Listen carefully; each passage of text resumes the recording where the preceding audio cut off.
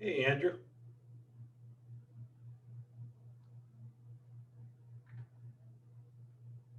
You're muted, Andrew.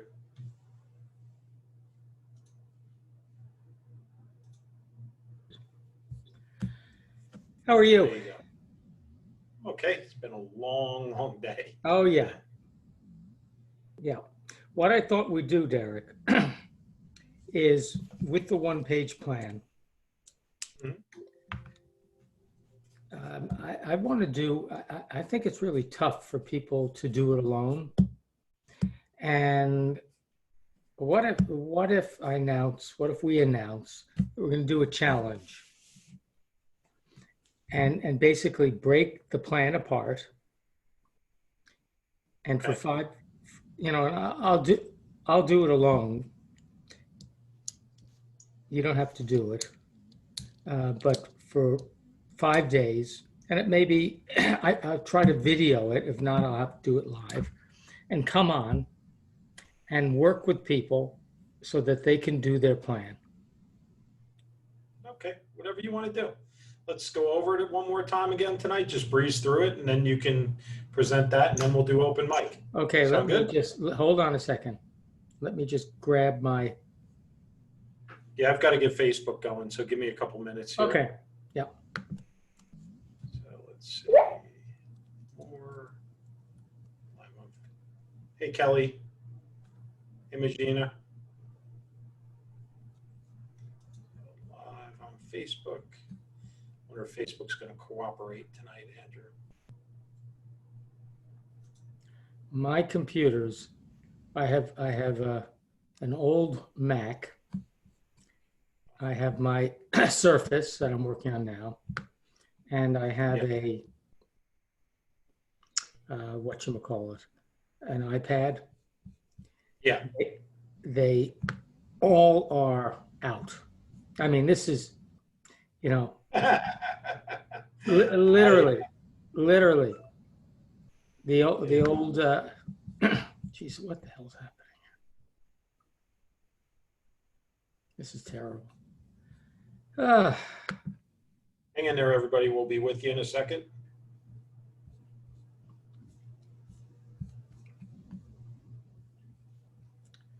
Shoot. Okay, that's fine.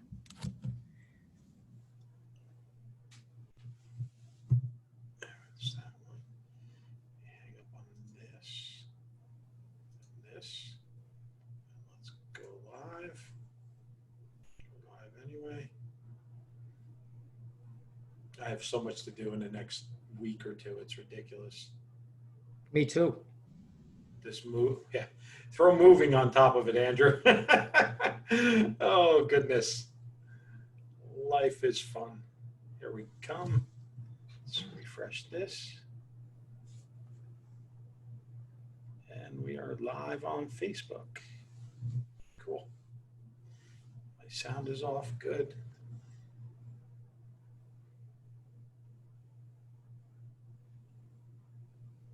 Don't need that on.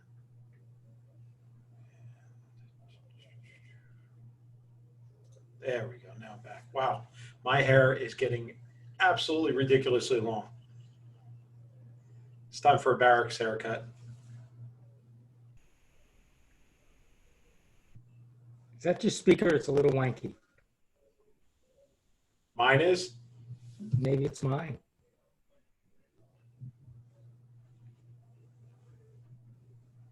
Hey, Denise.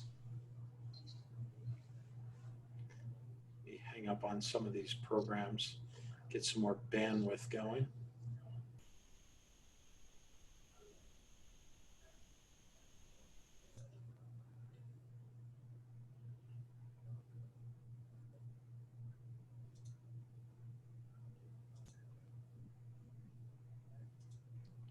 So James said that he may not be joining us to this. Really? He's going to try and jump on late. Yeah, something weird is going on with our connection. Yeah. Yeah, he said that he's going to try and jump on in a little bit. He's got, I guess he's helping this school with their technology to do live teaching in the upcoming semester, I guess, something to that effect. So, Well, he can help us now with our technology. Get him on the phone. I think it's your mic, Andrew. What is that? I think it's your mic that's acting. Is it my mic? I think so. Do you have the I have the Yeti. the Yeti? Huh. The- Maybe you got to no, turn down your gain a little bit on it. I have to what? There's on the bottom. There's two knobs. One is for gain. I usually keep the gain right in the middle. So if you look at the arrow on it, it should point Yeah. towards the name, right towards the word gain. Okay. Welcome everybody. We will be starting up in a few, just getting everything adjusted.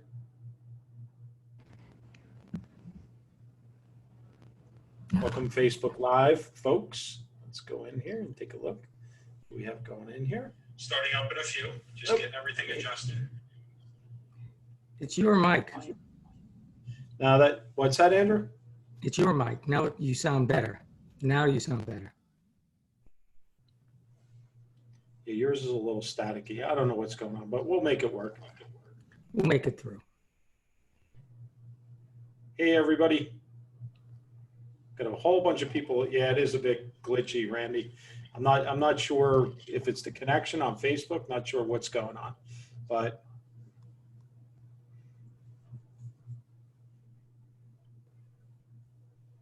could be the internet.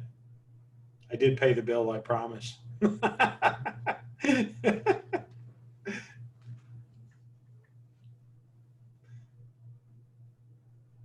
Trying to shut everything down that I can shut down. See if that helps.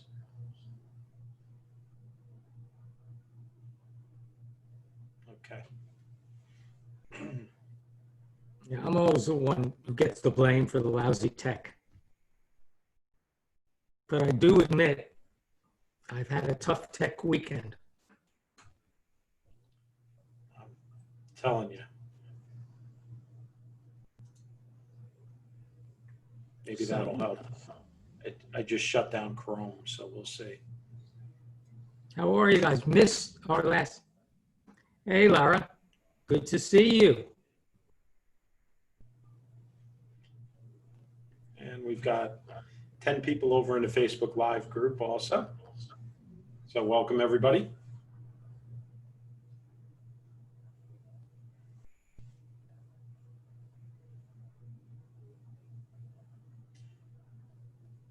So we're going to wait 5 more minutes and then we will get started. We'll get going. Mm-hmm. Yeah, Randy, I don't know. Maybe the heat is affecting the cable lines up here. I don't know. Randy said to you, Andrew, drop the DSL, get real cable. That's funny. Randy, I don't have much of a choice here, man. Andrew's Wish I did. Aren't you in a pre-war building, Andrew? I'm in a yes, I am in a pre-war building.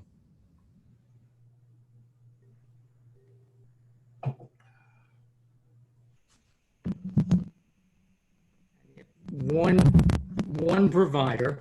It's amazing. No choice. Well, when the 5G rolls out everywhere, you won't even need a provider anymore, right? So they say. Yeah. So they say.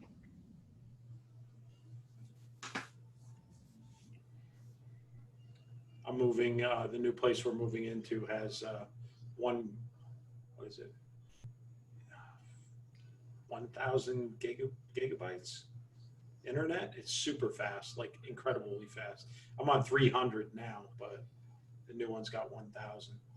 So that should be pretty cool. A bunch of people in here. Let's see, chat. Let's see.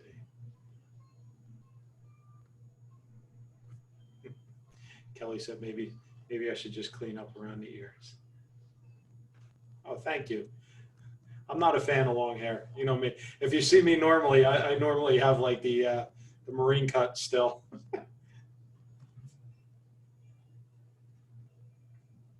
Maybe I should grow a mullet. What do you think, Andrew? I think that'd be great, Derek.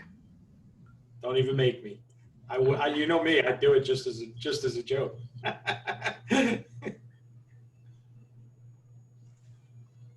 Someone asked me last week, he said, hey, your hair looks good, because I was on a Zoom without a hat. He said, I thought you were wearing the hat to cover up baldness. No, man. The hat's the hat. The message is the message.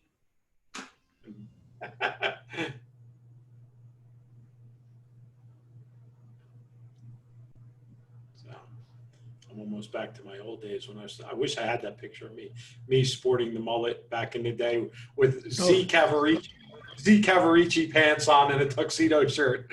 Holy 80s back. That had to be some heck of a picture.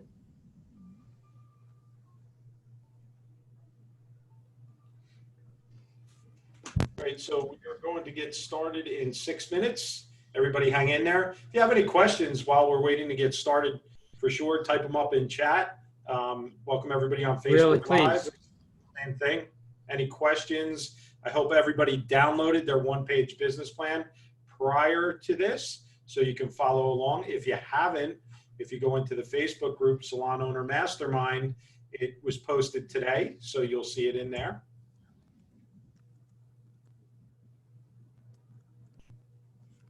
That's funny, Randy. No, I didn't wear. I'm never a fan of those ties.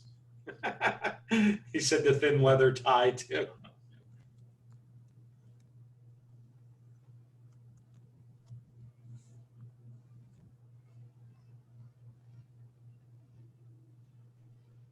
I'd really love to know what the challenges are out there in the salon world. I mean, we both have clients, but I'd love to hear from you guys as to what's going on. Yeah, let's keep this stuff rolling, right? So let's see. Jay Williams jumped in. He said he can't stay, but he wanted to say hello. Hey, Jay. Let's.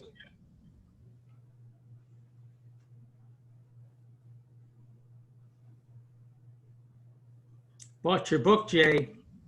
It's a good read. I recommend to everyone you buy Jay's book. URL, what is it? Jay Williams Co. Something like that? Yeah, jaywilliamsco.com, I think it is. Yeah.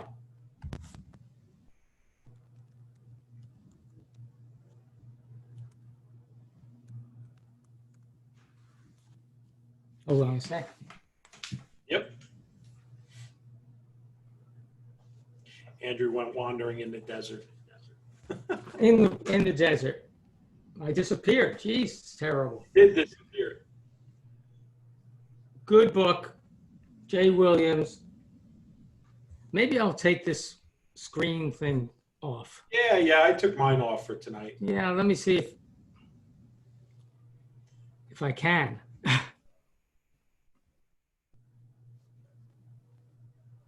Yeah.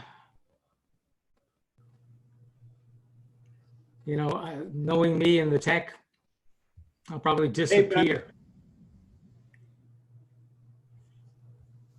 So all you do is you go into where it says your video, stop video, next to it, the little arrow, Andrew, and it'll. Where's that? Share screen? Is that in the share screen? Oh, stop video. Okay. Next to stop video. There's an up or down arrow, and you can choose your virtual screen. So it says Microsoft Camera Front, Logic Capture, Video Settings. Yours is different than mine. Mine's different than yours. Choose virtual background. That's it. And right there, it should say no virtual background. Let's see. Under the choices. Let's see.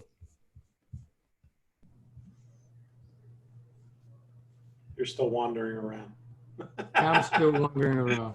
So it says You're with virtual the background. tribe, man. None.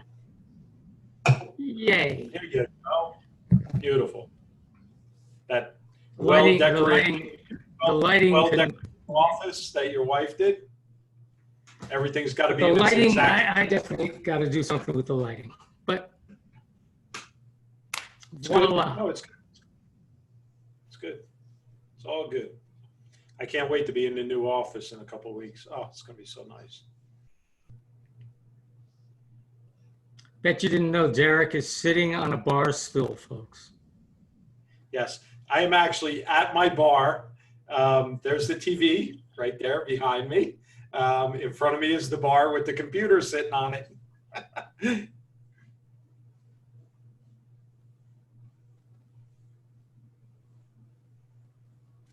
And here's Jay's book. Leave Your Mark. Good book. Should have said leave your J. I hope he heard me. I'm just teasing. Subtext, the thinking, behaviors, and skills of great leaders. So if you want to be a great leader, you can start here.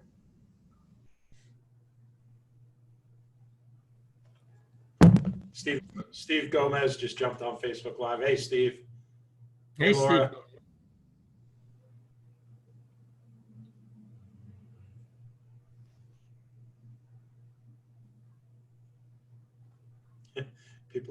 Somebody asked if it was White Sands. It was. Absolutely. Oh, was it? Oh, okay. Yes. Yes. White Sands, New Mexico. So your son took that shot, right? My son took that shot. That's cool. Cool. Very cool. It's an amazing place. Yeah, Steve, just let us know what we need. Steve just said they need some help with the lobbying to get California reopening. Just let us know what we need to do, and we're there for everybody. Well, so Steve, is Steve doing lobbying? No, he said if you want to do a live this week. Sure, Steve, let's work out a schedule by email. I know tomorrow I'm absolutely slammed, but Wednesday, Thursday, Friday, we could squeeze one in somewhere. Yeah, let's do it. Okay, Andrew, you ready to get started? Everybody ready to get started? I am ready. I am ready to get started. Cool. Welcome, Okay. everybody, to tonight's BBR, episode 61. Wow, it's getting there, huh, Andrew? 61. Cool. So it's almost as old as I am. No, just kidding. So welcome, everybody, to tonight's meeting. Tonight, Andrew is going to recap the one-page business plan. I had said earlier, if you haven't downloaded the material yet, you can do that inside the Salon Owner Mastermind group. Just go into the Files tab or look on the news feed from today. It was posted up by me. If you can do that while you're watching along, that'd be a big help to you. I promise. If not, you can watch along and then download it afterwards. But with that, I'm going to let Andrew jump in. And again, Okay. welcome everybody to tonight's Thank you. BBR. So I'm going to share my screen. Okay. Ooh, this is a real. Let's see what this looks like.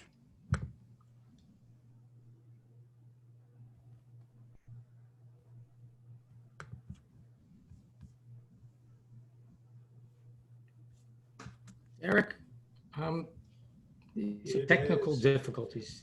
Can you see it? Can't see it yet. It says that you're sharing, but it hasn't popped up yet. Has it popped up yet? No. Well, there it is. Okay. Now we. So guys, last time I presented a one-page business plan, and we posted it. Well, now it's available for everyone. And let me just run through it very quickly, and then I'm going to ask you all a couple questions, and then make a proposition to you. Okay. So one-page business plan, the whole idea of this thing is to get it down on one piece of paper. It's deceptively simple. meaning when you actually do it, you really have to put on your thinking cap. Okay, this is not child's play. It's the real stuff. It's been used by major corporations, proven, tested that you can have a one-page plan and literally lead your salon, we'll say, to victory. So there's five sections to it: your vision, your mission, your objectives, your strategies, and your action plans. Okay, so you start with, and it's cascading, if you can imagine. The vision statement: what's your business going to look like? And it could be a year. This doesn't have to be, long term. But what are we going to do this year? And I recommend to so many, to everyone actually, that we look a year, do our best to look a year ahead, because this is an unusual year.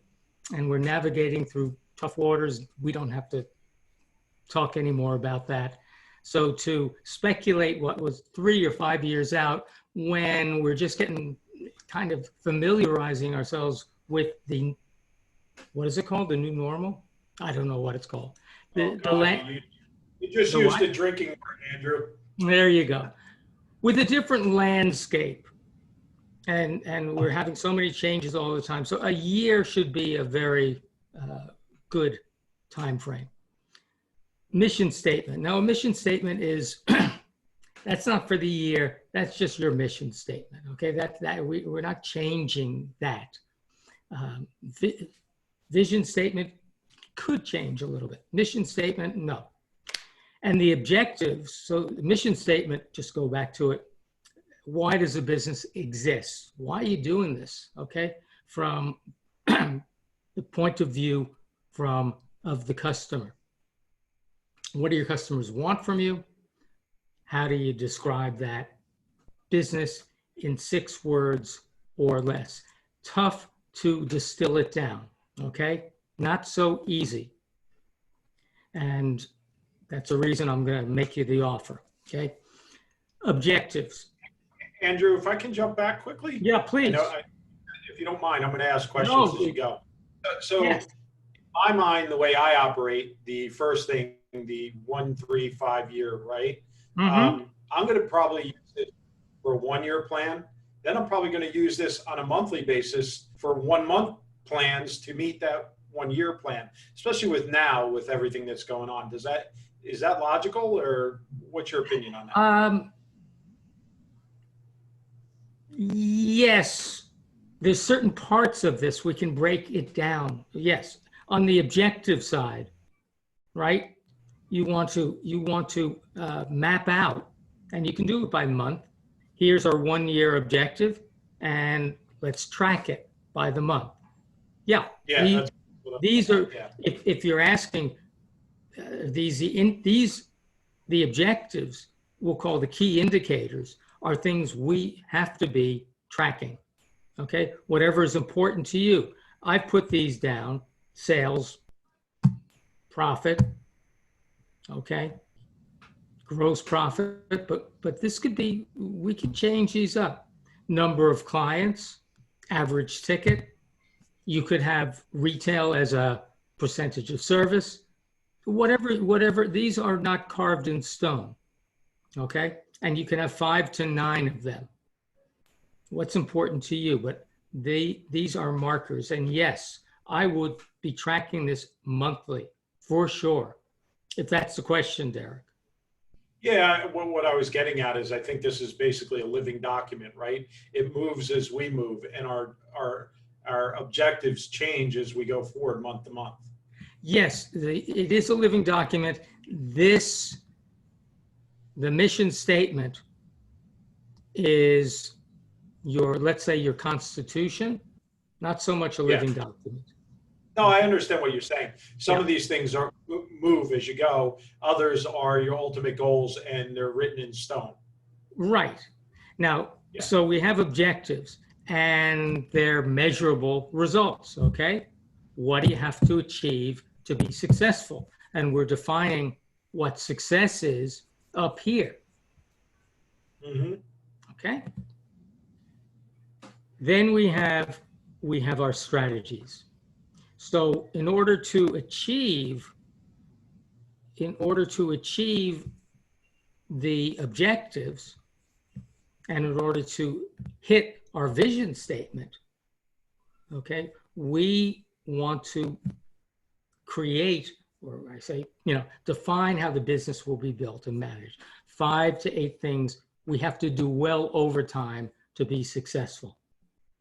Okay, so, and this is you can generate revenues by selling retail or having a putting in a spa, whatever you're thinking. So, Andrew, I want to go back to positioning, become Please. known for. Yep. I think that's one of the best lines in here, because if you don't know what your unique selling point is in your salon or spa, that's the first thing you should be working on. What sets you apart uniquely from everybody else? It could be your pricing. It could be a service you do that nobody else does. But make sure you identify that thing and really dive into it, especially around your branding. Yeah, that's really important. It's to pick out uniqueness or to create a USP, and maybe we ought to do a session on USP, Derek, because that in effect that's tough. That's I think we should do that. Everybody that's in the group right now, I know we don't have a huge group tonight, but still quite a few in here. If you could, put a number 1 if you'd like a class on creating a USP and client avatars. I think that should be the same class, Andrew. Maybe, yeah, if people want it. Put a number 2 if you don't even know what those are. Okay, I'll answer quickly because we're getting some number 2s in there. A unique selling point is what we just said. It's what makes you unique. It's more than just your mission statement. It's what's setting you apart from everybody else in this big, broad market. And a client avatar is basically drawing a picture of a client, what your ideal client looks like, what their age is, what their income is, what their, as many details as we can. And that's who we're going to build our business around. So, but there are 2 key things, and Andrew, you could talk about it. They're super, super important when you're talking about your marketing and basically about your marketing, because you need to know your USP and your client. You need to know your client. You can't just be pitching to everybody, because I guarantee you, if you're pitching to everybody, you're losing a lot of money in your advertising dollars. Yeah, we could do even the, I have a marketing game that we can play. Yeah, I remember yeah, that's cool, Andrew. I remember it. Yeah, we'll do that. That sounds like fun. Yeah, we'll do that for the group here.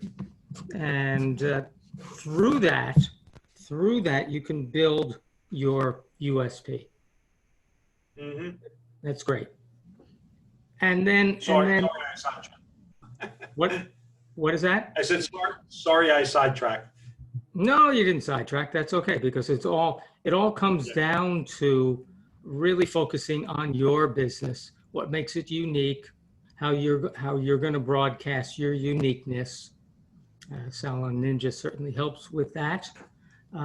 But creating your markers, and I know when you work with a coach, this is the work that a guy like Steve Gomez will do with you. I mean, I know he does. Maybe not specifically this way, maybe not specifically in this format, but certainly you have your key indicators, your objectives and your strategies. And then coming down, really important, is your action plans. And project work is, I think we get tripped up with project work. And I don't say that knocking anyone. I think we all, myself included, have a rough time sometimes working through projects because other things come in the way. We try to take on too much, et cetera, et cetera, et cetera. And unless we have a very specific project action plan and roadmap, we usually don't achieve those plans. You know what I mean? Derek, would you want to chime in for that Yeah, for a so, moment? so I'm a victim of this because I have so many things going on at once. So what I did this week is I basically took this right off the one-page business plan and I opened a free Trello account. If any of you don't know what Trello is, I suggest you get on Trello. It's what most major corporations use for their planning board, their action plans, and they have a free account, which is what I jumped on, and it's more than sufficient for you. And basically, I took these steps and I put them right on Trello. And it just gives you alerts and things, and then I can refer back to my main one-line blurbs on here, but Trello lets me build it out in very detail, a great amount of detail. So check it out. It's free. I have nothing to do with them, but I just jumped on board with them. So you might enjoy it. Yeah. So, and basically the action plans support, that's the underlying, that's the things that you do, your projects are going to support all the rest above and help you achieve your vision. So think of this as kind of a triangle. And so we look at it, and I look at this thing and say, well, I know what it takes to build one of these things. And as I mentioned last time, I was paid a lot of money to work with companies to create these things, working with chief executives of various companies to do this, to create it so that they could communicate, so they have a plan that's a workable plan and not a garbage store, as I said it the last time. So I was thinking that I'd work with someone, a volunteer. We could do something live on the BBR, and we would, over a series of days, let's say, we would create a plan for them. So, any volunteers? Now, I think that we could do that. That's one strategy. And then from that, what we can do is design a challenge for each one of you to create your plan. And I'd give you some video help, and we can come on live from time, over, let's say a 10-day challenge to create your business plan.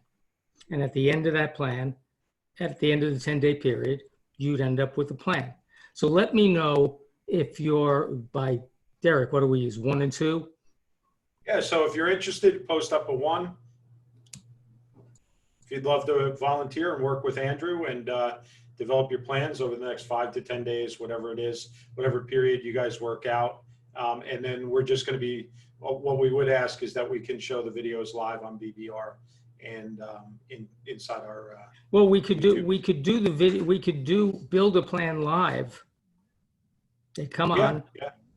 I'd advise people as to what they have to come on with, because you have to bring some of your financials, and we do it live. But it'll be great fun, folks. Great fun. Getting a lot of number ones coming up already, Andrew. Okay. Obviously. Cool, people. because I really want you all to have one of these things. I really do. I know that there are so many salons out there flying by the seat of your pants, and it's not your fault. That's just how it was. And unless you worked for another company that did this kind of work, a salon group. I mean, when I ran a group, each salon had plans. I mentioned that to you, not exactly like this, but we would work with every manager and teach them the numbers, much like, what a coach does, like what Steve Gomez does, sits down with the owner and really takes them through the paces. But I don't know how many of you have had, a Steve Gomez or a Derek Hull or another coach who really, as I just said, takes you through the paces, helps you build either a plan or teaches you the numbers so that you can build a plan yourself. So I'm volunteering to do it with you all because I want you to have something. So what I'll do is, for everybody listening tonight, I will post in the group tomorrow a link. Actually, not a link. I'll just post in the group a post who wants to work with Andrew one-on-one on your one-page business plan. And then I'll ask you for your emails in there. And then I or Andrew will get back to you with the session dates and all of that. Sound Great. good? Everybody sound good to everybody? Let me see a number one or a yes. Come on, folks, wake up. It's not that late yet. It's here. I can tell you what it's worth, what the retail rate is. And it's in the thousands, guys, but you got to do some work here. Yeah, yeah. If you're not going to actually, and yeah, you know, and I'm not saying this rudely. Don't waste our time. Don't waste your time if you're not going to put the work in to do it. So, but if you're willing to put the work in, this is a course that would have cost you thousands. Thousands, and if you're willing to just, you know, be real, say, if you don't know something, I don't know something, and I'm going to show you where to find it, through a question and answer process. It'll be great. We're going to come like, what's that show on TV where they get thrown in Naked and Afraid? So this is going to be the Naked and Afraid BBR.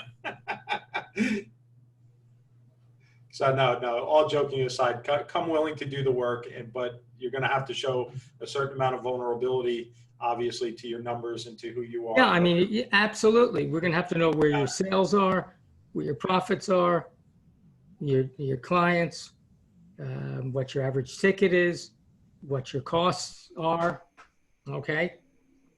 And we'll figure these numbers out together.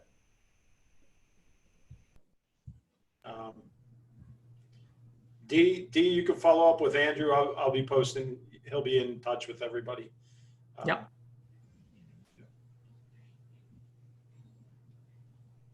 So with that, guys, that is the end of us talking about the one-page business plan tonight. But what I'd like to do is we're just going to do, for a little while, we're going to do open mic. So we're going to take some open business questions tonight. James couldn't join us. He had a school function to help with, but we're going to stay on for a while and answer some general business questions. So Let me take this we down. have myself and Andrew here, both with quite a bit of experience, and all of you might be able to share something that helps others. So let's start posting out some business questions on Facebook Live and on Zoom Live. Post them up, folks.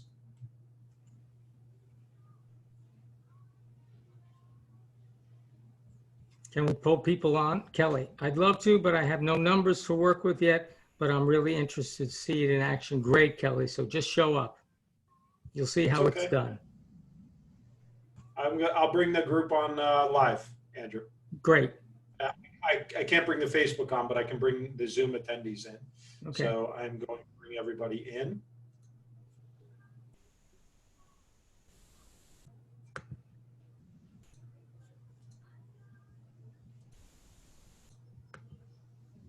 Hey, Carol. Hi, Kelly. Good to see you. Denny's B. Just give me a couple minutes. I'm bringing everybody in here. Got to do them one at a time.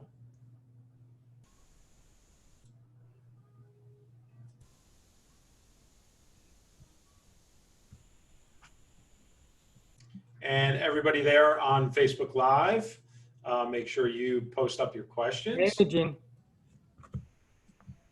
So we've got some questions coming in. Hey, Sarah. Vanessa said, let's see, do you believe that post-COVID, that tiered level commission-based salons will continue to be a sustainable business model after COVID post? It's a good question. I think that the sustainable business model is the owner that had some money put away and has a plan in effect, not so much for COVID, but already had a plan on how to run their business and run it properly, Vanessa. I think that's the important part. I don't think it's the structure that you're paying. I got news for you. People were saying, I can't hire, I can't hire, I can't hire. Now all of a sudden that the $600 extra a week is running out. I have one salon that just hired 7 employees in the last couple of weeks. So the employees are starting to come back. The business models, I think if you move forward and you move properly and legally, doesn't matter what business model you're in, you're setting yourself up for future sustainability. And I think that's important, Vanessa. Any of you on the Zoom live here that are up on the panel, if you want to ask a question, just unmute yourself and ask away. Or chime in what you think. You know, this is not restricted. You all have a lot of brain power. Okay. So Julia just asked on Facebook Live, do we think suites are going to take over New Jersey? Suites are here, Julia. Do I think they're going to take over? Absolutely not. It's all a business decision. If you want to be a suite renter, that's fine. You just have to know what rent you have to charge to make a profit and all those good things, right? But there's always going to be room for salons. Some people say no, but I disagree 100%. Not everybody wants to be in a little cubicle 10 by 10 and not have interaction with other employees and people. You know, suite rentals are like being in COVID all year long because you're by yourself with that client, segregated. So, and honestly, the financial benefit, unless that stylist is booking $2,500 a week or above, there is no financial benefit to them to rent a suite. They can actually make more money in a salon. And those are just numbers and facts. So I wanted to get that out. Yeah, it just depends what you know, tumbles your ice, basically. And take over, I don't know what that means, you know, really. There'll most likely be both. Yeah, there's always going to be models out there. But what I can tell you is a lot of the bad owners that were running illegally are going to be out of business after this, especially in California after the second wave of shutdowns. I mean, if you were running your business not like a business, you were operating paycheck to paycheck, Friday to Friday, you're not going to survive. I have a question about the one-page business plan. Sure. So when you talk about numbers, Mm-hmm. what period helps to start with it? Like for how long? Numbers for how long? Like 3 months, 1 month? I would go a year. Oh, a whole year. Okay. Yeah, you go a year, and then we build up month by month. I mean, it depends what you have already in your, if you have a year's worth already, we build another year. Okay. And you know, even if we don't, and we're starting from scratch, I'd build a year. Okay. Thank you. Well, let me ask you. Randy, the Zoom code, Randy's asking what the Zoom code is. Randy, the Zoom code is posted up in the Facebook group, Salon Owner Mastermind. But let me ask you, tell me a little bit more about that question. Like to build a business plan with you, you said that we have to bring some numbers on the table. How long? What period of that? That's well, I would ask you, you know, how you did last year. okay. Okay. Okay. And then what do you see? Okay. For next year, and then you know, Yes. how do you see it, and then what do you have to do, and that maybe hire one person, and then when are you going to hire that person? So we get down to it through the question. Okay. Nice. Yes.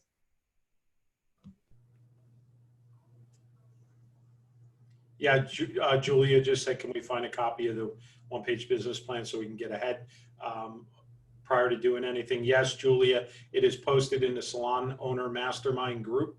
I posted it in the files tab and in the news feed today.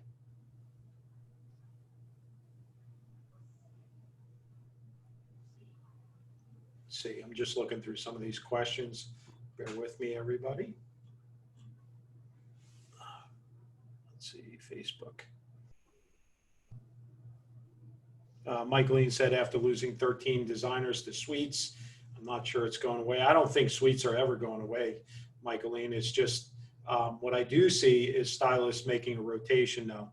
They go to suites, they either go back, and if they're not building their book, they end up going back to salons, or they end up building their books and they say, hey, the suite isn't for me, I want to open my own salon. So what I would suggest, if I were an owner right now, you know, everybody knows I sold my salons, but if I was an owner in today's market and I had the room, I would probably create a hybrid salon. What I mean by that is I would probably build them from the floor up to a certain dollar amount, have maybe 10 chairs in the back, that's all they are, is suites. And I would push them into those chairs eventually when they were ready to leave versus have them go rent somewhere else. That would be my model if I were operating a business right now. I'd have a combination of both inside the business. First thing I would do is not to worry about things that you can't control. Well, yeah, good comment. And we give too much psychic thought. You always have to know what the competition's like, and I'm not faulting anyone for asking questions, but we tend to give too much emphasis on, as I said, on things we have no control over. We only have control on what we do, how we are creating what we're creating. The rest, forget. It's Yeah. I would say a waste of our precious energy and precious time. But that's just me. That's like people that watch the news all day over the COVID stuff. Oh my God. Don't. It's just allowing too much negative energy into your life. For sure. I'm not saying, yeah. Focus on what matters. Focus on your business, focus on your family. That's what matters. Focus on your people. Right. Just Sarah said she had a question. Go ahead, Sarah. Post it up or unmute yourself and unmute. Jump on. It might be easier because trying to type it just is like going forever.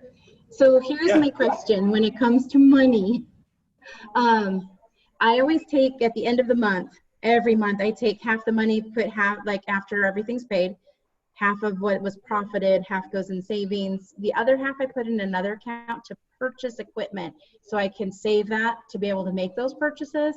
Should I be doing that? Because we don't have any debt, but that way I can like save up for those machines that are $20,000, $30,000, $50,000. Sounds great. Okay, I just want to make sure I'm doing the right thing. Well, sounds great. And the worst thing that happens is you don't buy the machine and you have a bunch of cash so that you can do something else with. It's exactly what is taught in the Profit First book. Yeah. So if you ever want to read a good book, read Profit First, fantastic book. And that's basically what it is. If you think about it, old school terms, it's the cigar box style, right, Andrew?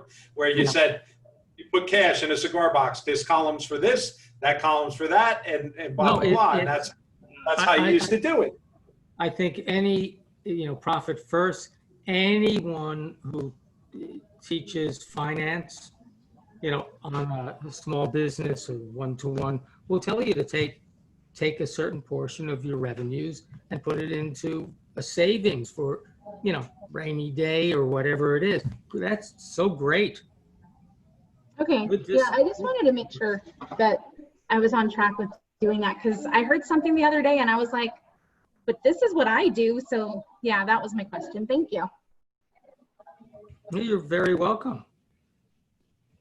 What would Steve Gomez, is Steve on? What do you say, Steve? I don't know if Steve is in. Steve, are you still on? I think he might have jumped off, Andrew. Okay. We'll ask him another time. If So you're who is lucky the next- enough, not lucky enough, if you're what would be the word, Andrew? Not fortunate enough either. If you've run your business properly where you're making a profit, then by all means, that profit, you've got to have different funds, right? You got to have to pay yourself. You should always pay yourself first.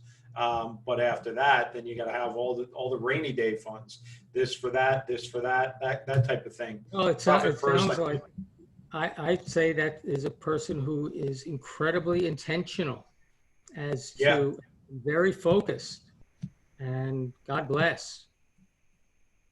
Intentionality is key here. And a little trick, when you separate things into different accounts, you tend not to touch them. That's the beauty of having multiple accounts, checking or savings accounts. And most banks will set 5 or 6 up for you for free. So you take a little bit and you move it around to each account, and then chances are you're not going to touch it. You're just going to touch what's in the general account. And that's a good way of segregating your money. Yeah, I would recommend, for anyone who has, you have your payroll account, you have your general account, and have a third account, a savings account.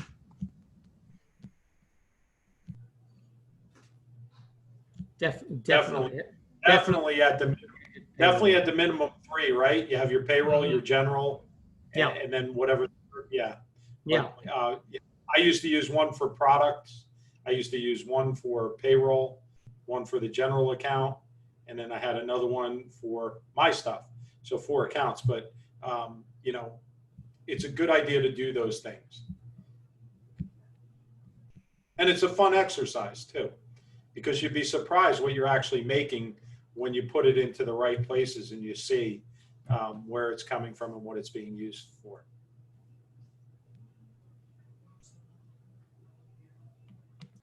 Who else has a?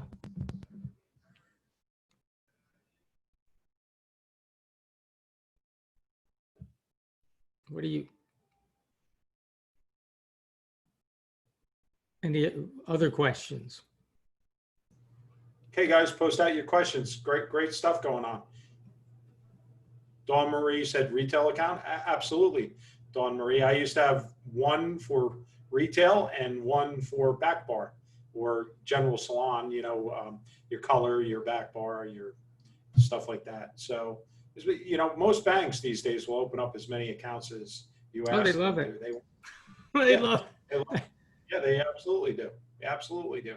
So, it's a great idea. It really gives you a better picture, right, of what's going on in your business.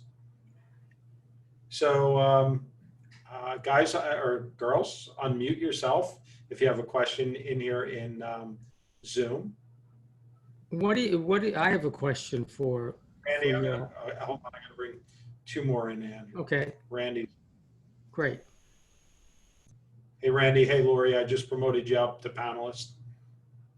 Hey, Lori. So for So you those guys of can you, if you'd like to talk. for those of you who are open, and I'm assuming that most of you are, how are you finding, what's going on in terms of average ticket, customer visitation, rebooking, retail? Maybe someone can share. Hey, Randy. Hey guys. What's happening in the real world? We're in the virtual. Once West, we left our characters. We had a pretty good hit and lost 2 stylists. I'm down to my manager. Last meeting, I think I reported that we hit the big ticket of my tenants paying my rent. Yeah, that's a plus. Now it's the rebuild process, and I think people have been talking about how the unemployment might be running out, and we start seeing people coming back again. And I tell you, it's a crazy world out there. Trying to find people who are qualified, people who have any drive to them, and that's the part that I'm really struggling with, is finding out those people who want to work, who want to be able to be in this craft again. So my message to you, Randy, would be to build them. And my advertising would be, if you want to be a business owner, we will build you as a business owner till you are ready to booth rent. And, Right. And, you know, that would be my message. Right. If I were to do. We have with having, you know, employees, renters, and I'm actually going to be building on another suite in my salon. Having another sorts of revenue beyond that, which as I tell my staff, it feeds the kitty for everyone in the long run, because the more successful we are, they have a home. And those people who are new saying, if you want to build beyond, like you said, as a business owner, Derek, you have the opportunity to do this in-house. You don't have to wander off to a Sola or wander off to a Phoenix over there and said, we've got a family already right now that's rolling. And do you want to get kicked out and adopted by somebody else? So that's kind of the, you know, the mindset. The other thing is, when somebody builds in your salon and moves to suite rental, typically they'll lose 30 to 50% of their following. Yes. Because clients don't like jumping around, right? Nope. So if you can give them that same opportunity inside of your place, it's a win-win for both of you. Absolutely. Yeah. We have one person, I interviewed, a young lady who is still very wet behind the ears. Unfortunately graduated virtually. I don't know how you do that in our business. But I've interviewed her a couple times, technical interviews, and it's just interesting, you know, looking back from where we started. You know, this girl's 19 years old, man. I've got shoes that are older than she is. And just to try to find out what she's one of the few people that's actually been thankful and is willing to learn, but now is kind of just drifting off again, and trying to get her back to, hey, you know, I want to send you a challenge. If you're up for the challenge, I want to see a future here, but you've got to be willing to step up. So trying to get those people up. Hey, Tracy, you have any comments on it? I know you know, that's part of your world. Yep. Unmute her. You're on mute. You got to unmute yourself, Tracy. Unmute yourself. There you go. So yeah, I was sitting there. I was like, oh, wait, I can offer something to this. Being in the studio suite, I lease out suite, and I mean, honestly, people are. Here's the flip side to it. People are leaving salons because they don't want that many people around, right? So I'm getting calls from people saying, hey, I'm not comfortable going back into a big salon. But as far as the big salon goes, I mean, I'm passing people down to where I used to work. I mean, I am every week sending people down. So I think for the salon suites, yeah, I have seen an uprise in people going into them, but I've also seen a lot of them fold because they couldn't sustain during the hard time. So, I mean, I'm 50 with what you're saying. So what I would say is, as I said earlier, it doesn't matter what your business model is. It matters if it's right? So if you're in a suite rental business, you want to build people that are able to afford those suites. So that's why I like the hybrid idea. Build them and then give them an exit plan, right? We talk about exit plans all the time, even as an owner. And that's their exit plan. We're building you up to have a business in my business. And, you know, that's one avenue. But if you're a standard salon owner, then and you're running things properly, you're also going to be getting employees who may have folded because they were renting a suite and couldn't afford it, right? Yeah. So it's going back and forth. But what's going to happen, and I can almost guarantee this, in the beginning we were saying 20 to 30% of salons are going to fold. I'm going to up that number. I know California, you're probably going to hit 50% in California with a double shutdown. Anybody that gets hit with a double shutdown, it's going to be catastrophic. But for those that can survive, it's going to be a gold mine, because we're going to be able to raise our rates, which we should have all done a long time ago. And we're going to be able to attract better employees who have lived through it and still want to be in the business, right?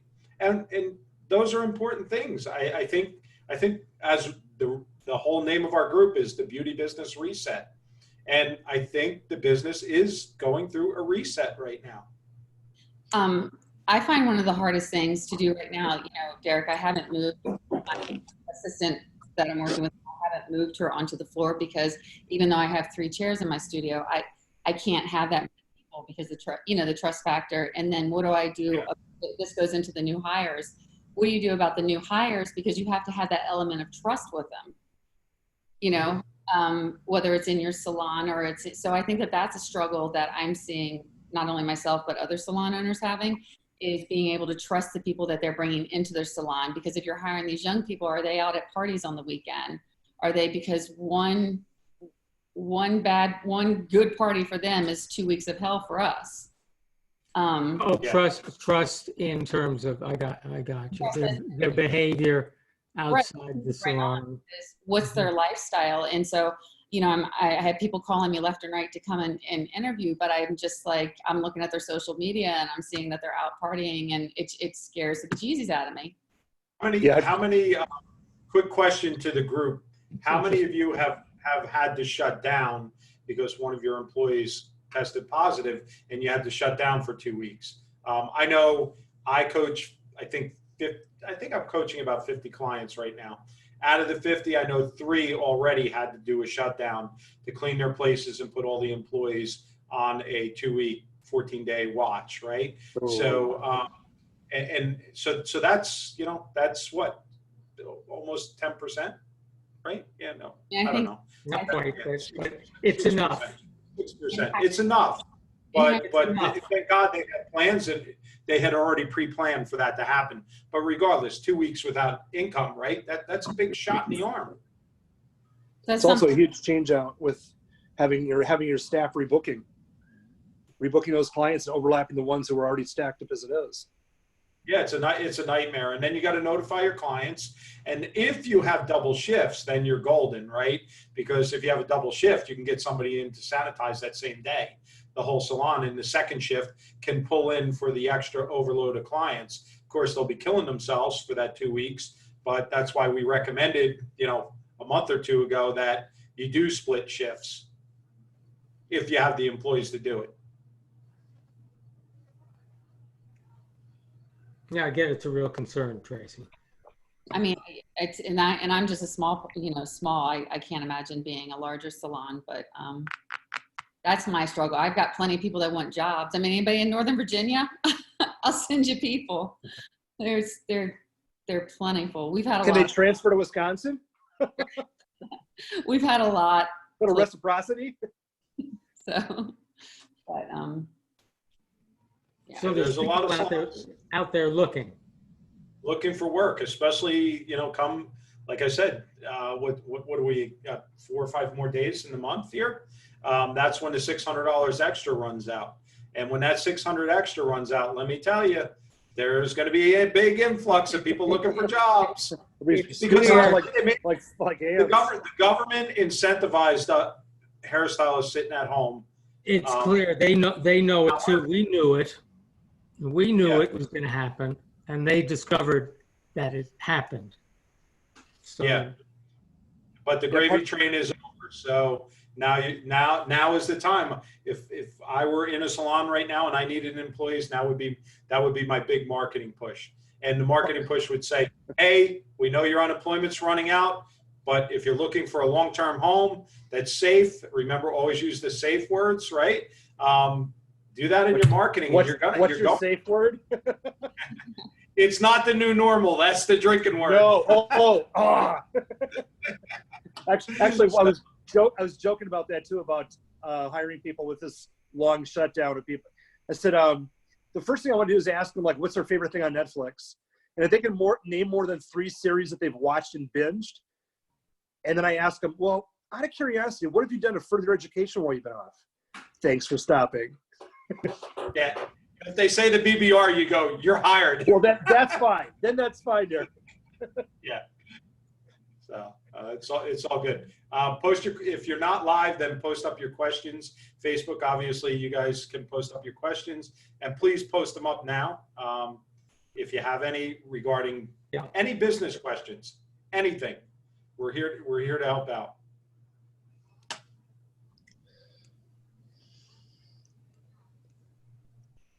Dawn Marie said, trying to find another stylist, only had 2 applicants. Dawn, I would ask you, if you can, type in Facebook, just how are you marketing to stylists? Were you marketing as a lifestyle, or were you just running general Craigslist ads you're hiring? Because that's the difference between really hiring and just going through the motions. Yeah, I ran a month in Craigslist and not a single soul. I had 2 people that were on Facebook Marketplace, posting through a page. 2 people that I just had looking like, talking about lifestyle. I think it was, trying to think who was talking about lifestyle, those parties and such. Craigslist. No, don't want them on there. The caliber Yeah, person so- wasn't there. So my marketing would have videos of your team, a landing page for that stuff, things like that. So they know what they're getting into ahead of time. Sure. With regard to your salon, and then an application link on it.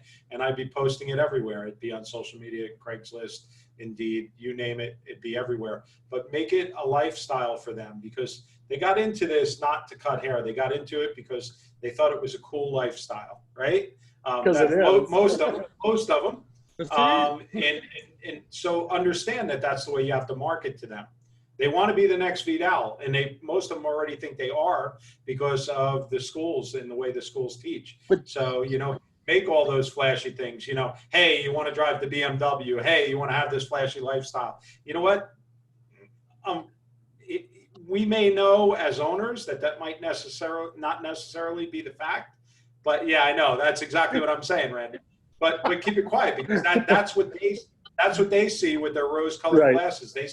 They see owners and stylists as Vidal, right? And driving around in fancy cars and making a shit ton of money, and like a lifestyle of the rich and famous, and playing with hair. That's what they see.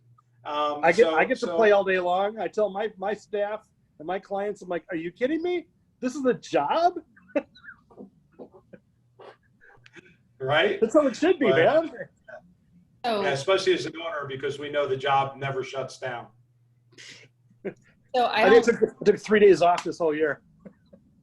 So Tracy, you're going to say something? yeah, I don't know how many of you have explored like the membership programs that Derek does, but the response from my guests has been amazing. Like in bringing Thanks, Trey. onto the floor, they're like, have you started it? Have you started it? And I'm like, nope, because I don't have the room yet, and people are still weird about coming in. But if you haven't done something like that, with all these, with the blow dry bars going down and all these salons going down, I just personally, and I'm just one person out here talking about it. I don't know anybody else that does it out in my area, but I would honestly explore that for these new people. I mean, the potential is. Yeah, my membership programs killed it. If any of you haven't heard the story before, our first salon, we had 9 chairs. We had 835 members paying $100 a month on 9 chairs. How's that for revenue? Sweet. And you're paying your employees hourly, so Yeah. you're pocketing over half that money normally. So I don't, Yeah, but that's a shameless plug for you, Derek. But to also just kind of let you guys, Listen, I appreciate it, but it's really not for me. It's for the smart owners, right? The smart owners that try different things and can get things going like that. Yes. It's a win-win. Andrew and I got into coaching not because we thought we'd become millionaires, because you're not as a salon coach. It's the same as a salon owner, right? But what we did have a passion for was helping other salon owners at least make some money, not just break even. So, I have a passion whenever I get involved with something. It's like a dog with a bone. I'm not going to give up. And my passion was to help owners that I saw struggling nonstop, because I went through it. My wife and I, we were there. We were like, come January, February, because we're in the Northeast, it was dead as a doornail. And I was thank God I had a good job. I was taking my money to pay the employees and keep the doors open. And that's the story in probably 90% of salons, and after I was able to turn that around, I said, hey, you know what? We need to show others how to do this. And there's no reason that as a coach, Andrew or I, or even you, Tracy, and I don't know if there's any other coaches right now, shouldn't make a living either if you're passing on a way to make wealth in a salon, right? It's fair, but you have to have that true passion of giving to help others, regardless if you're a coach, a salon owner, because you're coaching your employees, or even the employees. They might coach junior assistants. It's just, you got to find those people with passion. That's what it's all about. Derek, Lori asked the question, what do you think about an owner that has reached out to an ex-employee who has stolen from employees that have been there for 15 years? Well, I know what I believe. If it were me, I wouldn't have done something like that. And I would have prosecuted the employee. I would have went right down to the police station and filed. That's I believe that the person's not thinking straight and making that kind of. And what's important, what's really important, this is where, you know, your values come into play. And I'm not going to cast stones on someone, and maybe there's a backstory. There's always a backstory and always a reason, and you know, and I can tell you 10 backstories to this one. I personally wouldn't do it, no matter what. You know, again, part of your mission statement is your core values, right? What are the values of your salon? And you never, ever, ever break those rules as an owner.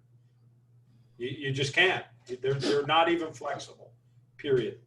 I've been writing my lease. If there's any theft, I don't care if it's a foil or $100 bill, you're walking. You can't have that, even that little stuff. The little stuff creates more problems in the long run. No, people don't really, and especially when people know about it. What's that saying about you? Well, it sets a precedence. Yeah, for sure. I think there's a chapter in Jay's book. Let me see, chapter and verse. Should we hire people who have stolen? He's not sure what they stole. Is she saying they stole customers, or is she saying no? They stole from the team members. Right, but what do you think about like whatever? You know, went into the locker room, went in, stole things. Because if it's customer, because I'm not seeing where she said it was money and not customers or anything, but all right. Well, if it's a whatever. Even whatever the theft is, like for instance, Tracy, bringing up memberships. I used to have employees, so we gave a bonus to whoever signed that membership up, and I would have employees fight over the bonus. And I said, if you two can't get along, then you're not team members together. So guess what? Nobody's getting the bonus. The business is getting the bonus until you learn to grow up and live by our values. And you know, and they all caught on quickly. And then before you know it, the front desk would say the stylist signed it up. The stylist would say, no, I didn't say anything. The front desk signed that client up for the membership. And it's just living by your values, living by the rules. Just the character counts for a lot.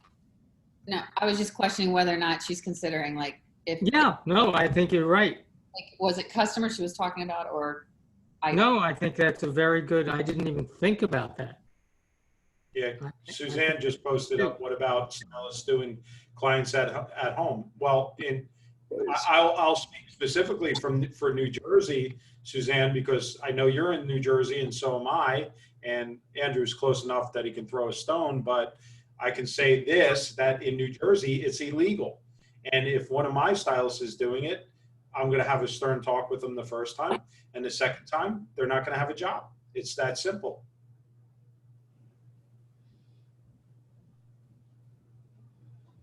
I think at the end of the day, no one person is really, it's not worth jeopardizing your business, all the other people, for someone who just ethically, behavior-wise, has a different set of values from what you have.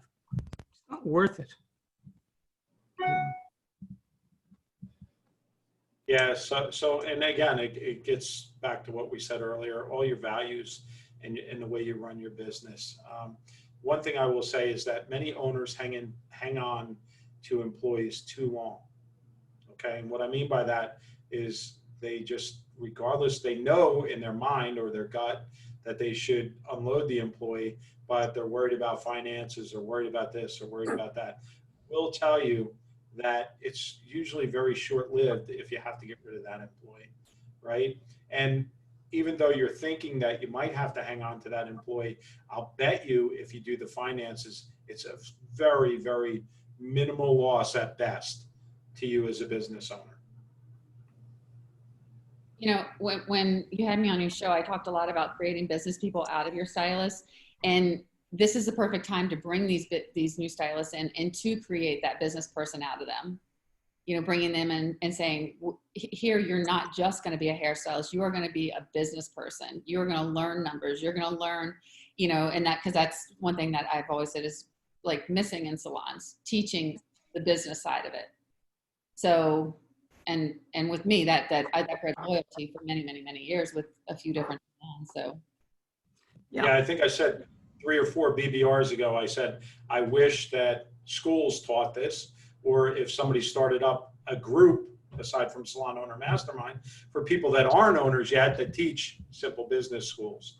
It could be, beauty basic business school, whatever it is, right? And get stylists in there and teach them the basics of business, because it's not it's not rosy being an owner. They don't count the time that we work 24 hours a day. And I'm sure all of you know that, right? You go home 10 o'clock at night and you're still thinking business, right? You eat dinner, you're talking about business. It invades your life 24/7. It really does. And there's a cost to that. Time is a cost. So, teaching that to potential owners, I think is important. Even if they are a suite renter, a lot of people said, why do you allow suite renters inside of BBR or inside? Well, they're a business owner and we want to teach them to be a business owner. But while they're a stylist, I don't want to teach them. That's part of the mentoring that you as owners have to do. Let them earn it. What is that? Let them earn it. Yeah. Well, I think we as owners or coaches, so whatever we want to call ourselves, leaders, we have very strong influence. So we have to use that wisely. And with to Tracy's point, yeah, look, we teach people how to think, don't we? That's what think about the business. Think about how they are being. We teach people how to, be, and we challenge people. If you have to give people a good challenge, if not, forget it. Right. Everyone wants a good challenge, and then we role model the way. Linda's home. Oh my God! Someone's got to bring home the bacon. I brought it home earlier. Someone has to work. That's right. How's everyone? Good. Think about your leadership role in teaching, right? Challenging in a positive and role modeling the way. That's the trinity of influence. Okay, anybody have any last questions for the evening? That's for Facebook. I have one last question. Yeah. Who is actively using Salon Interactive, and how, number one, and if that's you, how's it doing for you?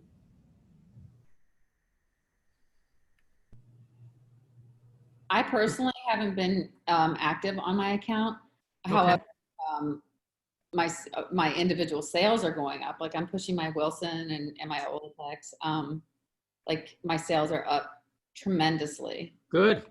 And then a different route I took was going into doing more extensions and training my assistant for extensions. And that's another thing that's just, the numbers have been astronomical. So, but yeah, as far as that, not enough of my distributors around here seem to be participating in it. Got it. But I love the idea. I love the concept. Okay, so Pilar said she signed up and waiting to hear from distributor for opening. Okay. Yeah, and there's a few on Facebook. Same thing. A lot of people just got started.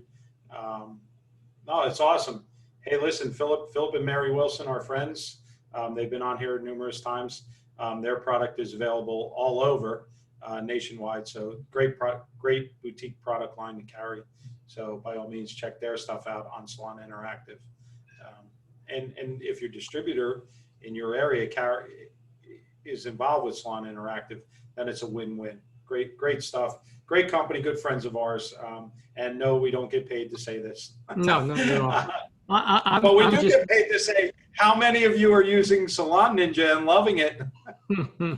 no, but Right. I think right now, you know, because the concept is you want to put it in their hand, you want to miss it. If there's so much going on between the Clorox wipes, the mask, the hand sanitizers, it's just taking that computer and putting it, you know, it's just one more thing. So that's why I feel like it's been harder for me to get going with my salon. sure.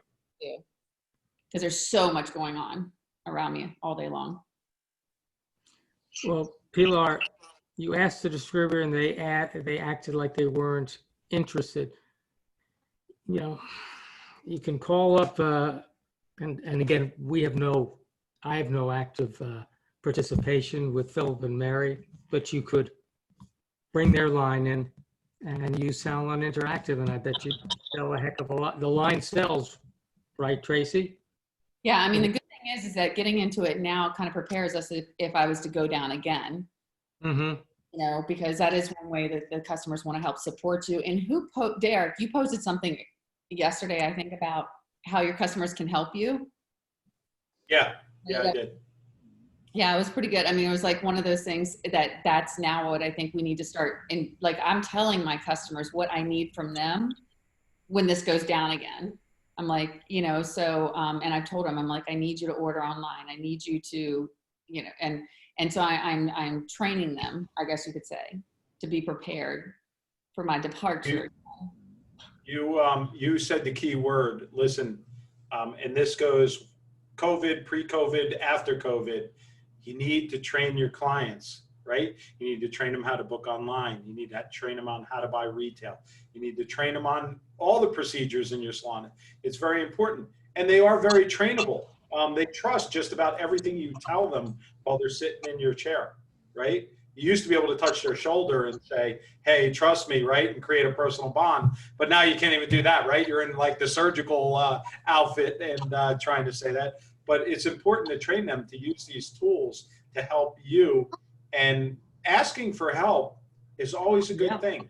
The worst thing, especially from a client, because they're not going to say no.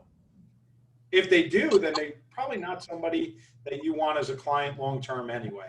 You know, that gets into the whole scenario of divorce the bad clients to make room for the good ones. So keep all those facts in mind. What do you say, Tracy? How do you approach it? I'm curious.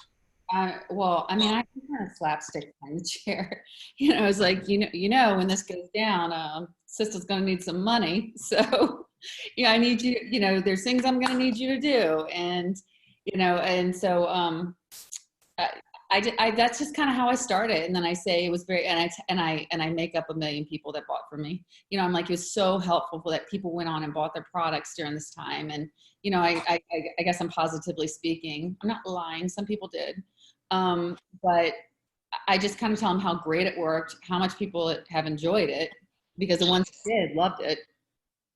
Tracy, did you do color kits during the break or no? I did not color kits. I took probably my customers that were every 2.5 to 4 weeks, religious, and I packed up. I had, before it all started, I bought all the bottles, the brushes, this, that, and I packed up their colors and I shipped it to them without them asking. I made a video, put it on YouTube, private, kind of funny video, a color application. And I tell you what, I got no less than $250 from each one of them. Guys, what I would like to offer to everybody in the group, I'm not doing it for you, but I'm offering you some advice right now. Whether you get shut down again for COVID or not, I would suggest that you create your own Madison Reed system. Madison Reed was selling a color kit every 7 seconds. Okay, 7 seconds. Think about that. How many how many clients they serviced that they took away from salons because they're offering salon level color. So I would suggest to you as owners to have it available to your existing clients, Yeah, because don't there's a lot of times people take advantage of it when you're not at the salon, or you're at the salon and they might be on vacation, they might be this, there might be a reason they can't make it into the salon, but they still want their touch-up kit with their exact formula. Yeah. So Yeah. And- that's my suggestion to you. For me, not putting the price tag on it, I said, you know, thank you for your years of support. This is the least I can do. I probably got 5 customers that still haven't been in, but still send me $150 to $200 and say, can you send me that little tube and some developer? Mhm. And I mean, because it's, you know, I've been doing this for so long, but it's they're just that loyal and they're that afraid. It's not that they're trying to cheat me. They just, but I didn't publicize it. It was an exclusive thing. So keeping it exclusive to those guests also made it more valuable. Check it out. What if you did we're on Zoom right now. What if you did this while they're applying their color and you're instructing them how to do it? That's a premium upcharge, right? So there's so many things you can do. But what I'm saying to you is have all these new tools at your disposal in case we get shut down again. And even if we don't get shut down again, it's still a nice feature to offer to your clients, right? Have it in place already anyway. So Derek, would you sell it as on a price point? How do you sell it, the kit? I would sell it, if it was me, I'd sell it at full price, but I would give them an online consultation on how to put it on their head. That's just me, because they're getting the luxury of staying at home, right? And staying safe from COVID. I would use all the safe advertising, doing it right now. In the future, I would do it as just a convenience advertising. Andrew, you could speak to that better because you have better wording on that. But I'm just offering it out that I think it's something that all of you should be considering long term. Just look at Madison Reed's business model and incorporate it into your own business. I think if you just take and look and see what I did just with, because I am a sole person in my salon. If you see what I did and what they were willing to pay, that's an example that they will pay that money. They will pay $100 for you to get online and do a 30, your employees to get on and do a, consultation to decide. It's your time. Mm-hmm. And then having that one-on-one, I did a video consult tonight with somebody who moved and got messed up. I posted in the forum about it. But I mean, they offered to send me money for that. I mean, they will send you the money. Yeah. So. Yeah. People are asking where you get the supplies. You know where to get your color from. All you have to do is get gloves, brushes, a cute little package to put it in, right? You can put it together. As far as the containers, you can go on Amazon or all day long on Amazon. You can get containers. You could even use restaurant souffle cups if you wanted, if they're doing it right away. You also want to be a million ways to. You also want to be personal about it. Like have their artists put a personal note in there, because I mean, how many of these membership programs are sending personal notes, or these you buy from Etsy, you get a personal note in there, with the video, like me, I did the link to the video. But keeping it personal also ups the value of that. Yeah, Oh my God, yeah. It's very intimate stuff, really. They're allowing you into their lives, into their homes. Get personal. And we have to think, like Derek, you were saying, I think it's really important, one step beyond, because this thing is going to change. Things are going to open up. We just don't know when. And when that does, people are going to travel again. You have to have it, because, they may go out of town for a period. What are they going to do between visits? And somebody asked on Facebook, no, you don't give them the formula. It's all set up for them. It's custom made by you.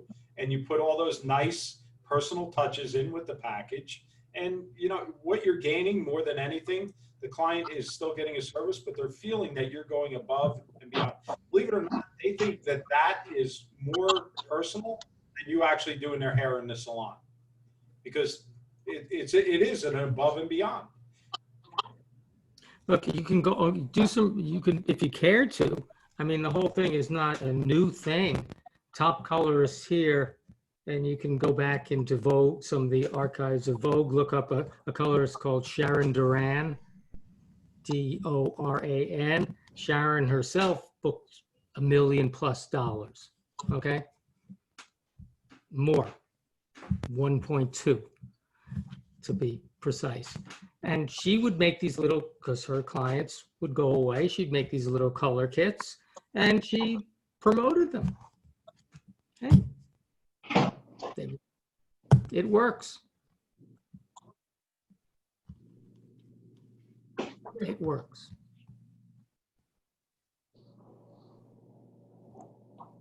Anything else, guys?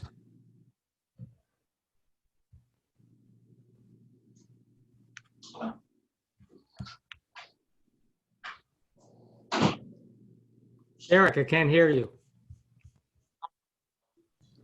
Sorry about that, Ann.